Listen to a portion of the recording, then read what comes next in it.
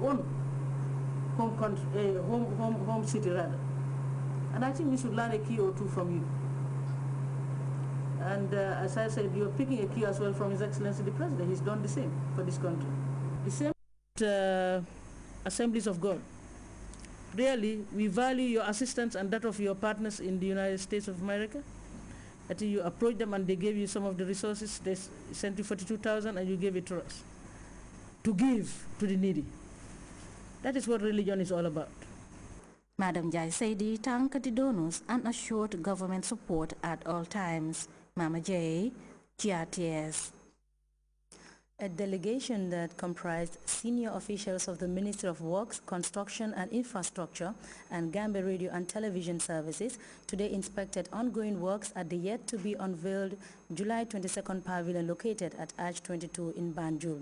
The Gambia Ports Authority funded project, when completed, can accommodate hundreds of spectators. As Brahma Balde went along and he reports the officials are satisfied with the quality of works. Activities marking 18 years since the July 22nd revolution was ushered in the country have started taking shape. Preparations for what is likely to be colorful anniversary celebrations are at an advanced stage. The laborers are working round the clock to deliver the July 22nd pavilion on good time. What is likely to be an elaborate July 22nd anniversary celebrations has already begun. Officials from the Ministry of Work, Construction and Infrastructure and the senior management team from Grts are already here to inspect ongoing works. While the July 22nd revolution continues to deliver massive infrastructural developments, and a case in point is this July 22nd pavilion. From the July 22nd, 1994 to date, the city of Banjul has witnessed unprecedented development projects. The construction of the symbolic Arch 22 monument has given curious TV crew around the world unfettered access to the four corners of Banjul from this vantage point. The Minister of Works, Construction and Infrastructure, Francis Leighton-Boch, and his team of experts were on the ground to inspect the works being carried out. His visit was meant to examine the state of readiness as regards the various components that are needed to finish the job. So far, everything is going according to plan. We're quite pleased with the quality of works and the progress of works. I've been assured that the main roof structure is substantially completed, and within the next week or so will be 100% completed, and that it will be usable. Hopefully, they're promising that it'll be usable for July 22nd. We're just awaiting the delivery of the seats, pavilion seats, which they've promised to arrive. The supplier has promised for the seats to arrive before July 22nd. The visit was not only meant for engineers. Grts management was invited to check the facilities and familiarize themselves with the structures that are supposed to aid in the planning for the outside broadcast van. We have noticed that some sockets are needed to supply electricity to the OV van and to other facilities, and also location where we can sit and have a good view of what is happening so that we can do a proper commentary. And also we look at the entire building and see where we can park the OV and vantage point for cameras, where the cameraman could stand and get a good view, because we should not miss anything. What prompted the authorities to invite Grts on this inspection exercise? Following executive directives, this was who advised to take into consideration the media aspect of this project, because normally what happens, people tend to forget certain key aspects. There are always functions here, and if you do not design the structure to be user-friendly, especially when it comes to media, you don't get the effect that you desire. And so therefore, as partners, it's thought best to invite in the media to look at the works, look at where facilities that have been provided, and to give your input.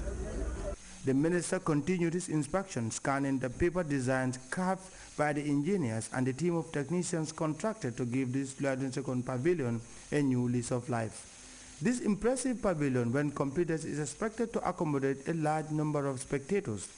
Officials are optimistic that the Gambia Ports Authority's funded pavilion will be ready and delivered before the July 22nd anniversary.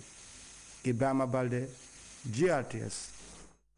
National Assembly members have been using the opportunity provided by the last adjournment debate in the second meeting of the August body to highlight challenges confronting their constituents. Aji Amisise was following proceedings and she now tells us more. The last fortnight has not been any usual for the National Assembly as the second meeting in the 2012 legislative sittings were held. 16 motions have been approved for the past 2 weeks, touching on various sectors for the best interests of the electorate. Today, the last adjournment debate gave deputies the avenue to point out drawbacks in the constituencies they represent and setbacks in the Gambia's development.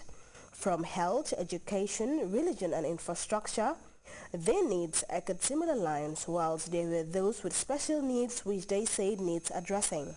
Honourable Speaker, I would also appeal to the Ministry of Basic and Secondary Education to help provide my constituency, Same, with a senior secondary school. This senior secondary school will really help or alleviate the sufferings which some of the students have to endure in finding this guardianship. At the side of Sabah, all the schools we have there, they are lower basic schools. So we are appealing to the Ministry of Basic and Secondary Education to consider upgrading one of those schools to either a basic cycle or an upper basic school. There are villages within my constituency still, they don't have clean drinking water. These villages are Madinayel and Bolibanda. They've never and ever had government wells. In fact, they are surviving on this thing, these open wells. The rights of the disabled against discrimination as regards education, health care, and employment, and again against exploitation. What's happening today in this country, everybody is looking at it and keeping silent on it. That's the conflict between two religious leaders. And if two leaders are in conflict, let us remember the followers of these leaders also are in conflict. We will not entertain extremism in religion, fundamentalism in religion. It should be the free choice of any man to practice the religion of your choice. We must also realize that we should respect authority. In the Gambia, we have a supreme body responsible for the Christian faith. That is the Christian Council. The Supreme Islamic Council for the Muslims. In their different deliberations and concerns, some stood more grounds than others, evident of which was the method of distribution of food aid, which the majority of speakers lamented on. What doubts me, how Jimara can be affected, Tumana is affected, Base in between, it is not affected.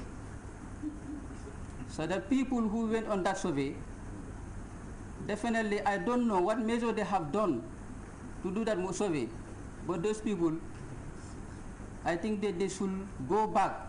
The assessment team that went to assess this crop failure situation did a wrong job, to my view. How can they assess Tumana and Jimara only, leaving others within URA? And there are certain villages too within Tumana. Those villages were affected, but they are not assessed. So this is an unfair situation to me. Neighboring constituencies or districts have benefited from both food aid distributions as well as the provision of seeds, groundnut and corn, whilst Nyamina West did not benefit from either. The majority leader and mover of the motion, Honorable Fabakary Tombong Jatta, addressed the concerns raised, hammering home the need to prioritize when dealing with mishaps.